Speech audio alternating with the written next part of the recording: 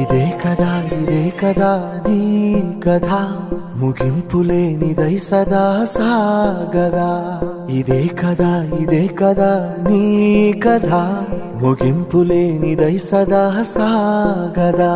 నీ కంటి రెప్పలంచున మనస్సు నిండి పొంగిన ఓ నీటి బిందువే కదా నువ్వెతుకుతున్న సంపద. ఒక్కొక్క జ్ఞాపకానికి 100 ఏళ్ల ఆయువుందిగా, ఇంకెన్ని ముందు వేచనో